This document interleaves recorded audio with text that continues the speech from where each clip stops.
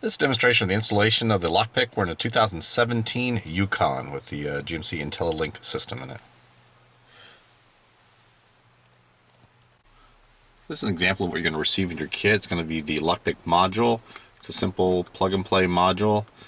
There are connections and on the side of it here for plugging in your harness. There's also different dip switches on it for aligning this for the particular car you're going to be into and the accessories you would like to activate. The harness is a simple plug-and-play harness. It includes male and female factory connectors. Just going to plug directly into the car and then back into the lockpick itself.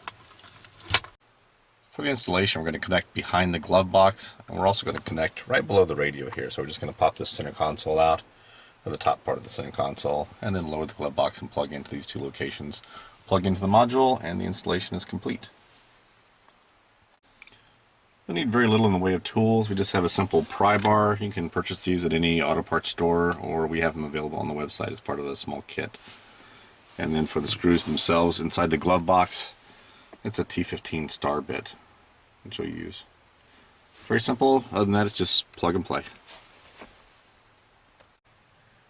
To gain access to the factory module behind the glove box, we're just going to lower the glove box.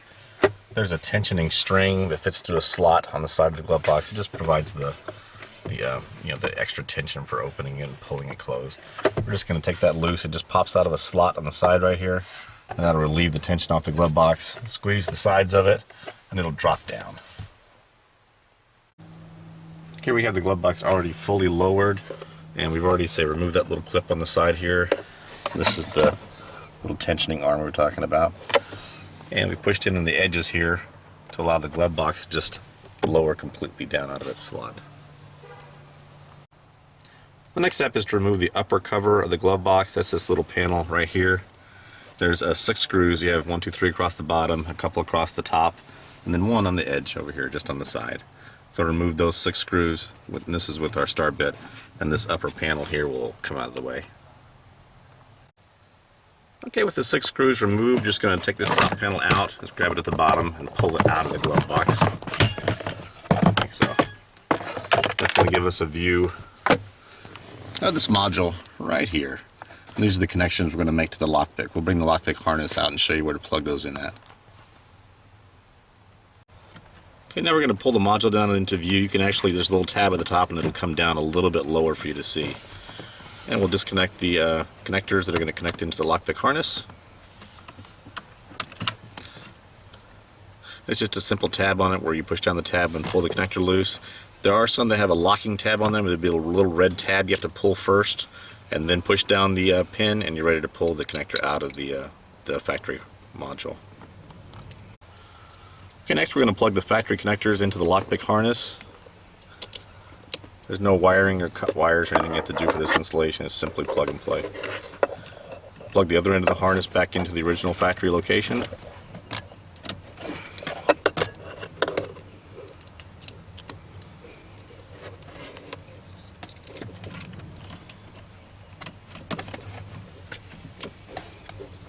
And that completes this part of the installation.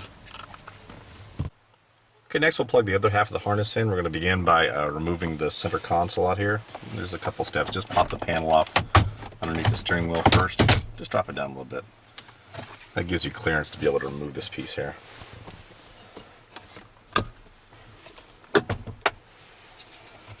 This is where we're using our small pry tool to pop the panels loose. The clips are stubborn.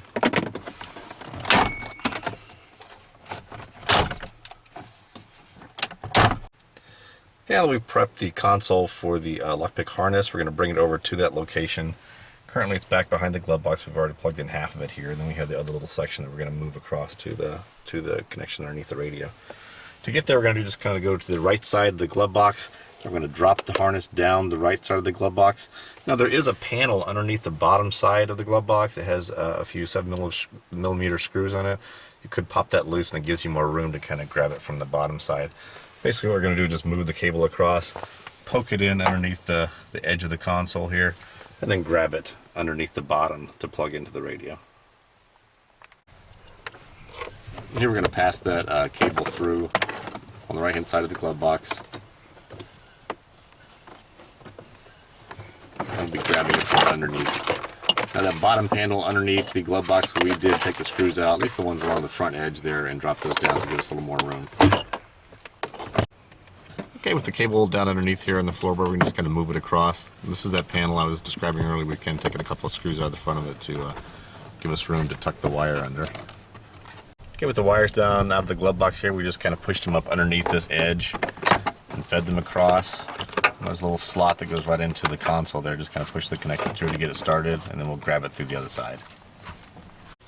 Okay, if your hands are bigger than a small child, you probably want to move these little connectors out of the way. They're just body clips that push in. No screws in it. They give us room to put our hand through there and grab the cable on the back side. There you go. And you can reach through there and pick up the other end of that connector that you're feeding through.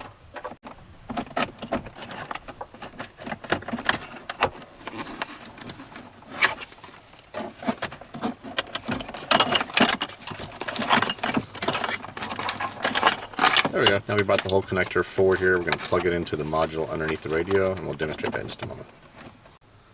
Okay, this is a view from underneath the radio to show where we're going to plug the lockpick harness into. With all the lockpick connectors, they're all keyed and they're different sizes, so there's no way to plug them in the wrong spot.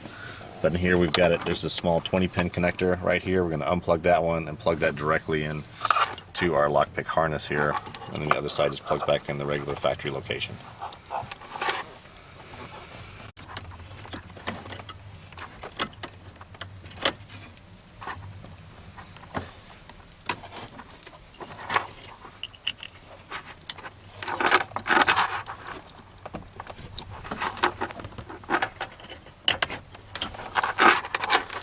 And that completes the plug-and-play installation of the lockpick. We still need to plug in the module to the other end of the harness that's behind the glove box. There are other connections on your harness for connecting additional cameras, and you might want to do that at this time. We also have power inside the lockpick harness to power those cameras, and that's all built in with power ground, accessory ground, camera power, all right into the harness, ready to go for you. I'm going to show you a nice place to put the module. Basically what we're going to do is take the harness, push it down behind the glove box, and then we'll retrieve it underneath the bottom. Same way as we did the other earlier connector. We can plug the module in down here, and we put that panel back together underneath the bottom of the glove box. It'll be nice and compact and it won't rattle. It'll be a good place for it.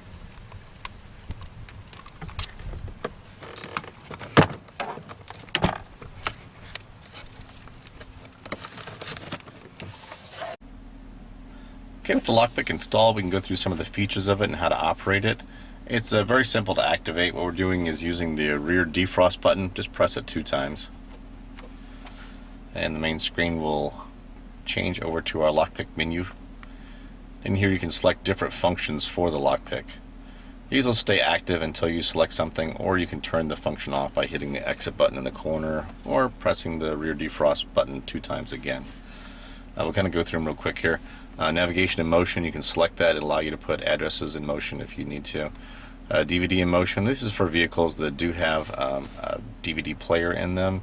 If you're a vehicle such as this one here where they have a player in it, it's not DVD capable, the lockpick can't make that play DVDs. It's only in vehicles that have rear seat entertainment, things like that, where they do have a player. This will allow that to operate on your demand. We can also turn on cameras. If you're adding cameras to the car, we can add extra rear cameras. We can add a cargo camera to it. Again, this would be a separate camera that you can set to activate instead of the one that you normally see. You can put a different cargo cam. Good for trucks, things like that. We can install a front cam with the lockpick and plug it in. We can select it on demand, or we can have it operate automatically so that it will activate whenever we're below 7 miles per hour. It helps for parallel parking. Let me scroll down a little bit here. We also have another input in the box for a separate aux video input, and this could be any type of video that you want to plug into it. The lockpick allows you to put that in there, select it, and view it on the front here. It'll give you an indication of what software version is in the box currently. Additional options, that's how we activate some of these things to occur automatically. So I'll go ahead and punch that up. With the additional options, I'll come to the top of the menu. We have an auto override feature. That's going to allow it to stay in this override function continuously. You don't have to select nav or DVD override. It's always on.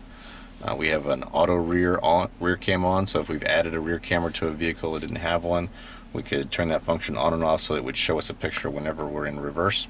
This is the auto front function that I talked about, where we have this activated. There's a front camera plugged into the box and installed in the vehicle. Whenever the car is below 7 miles per hour, when you shift out of reverse, it'll show you a front cam automatically. We have a dealer mode. What that does, it turns off these overrides so that if you don't want the navigation and DVD operations in motion, you can hit dealer mode. It'll turn it on and off. This is available in English or Spanish. And we also have that auto cargo cam that we talked about earlier, where we can put in a different camera and show that to be the view whenever we're in reverse.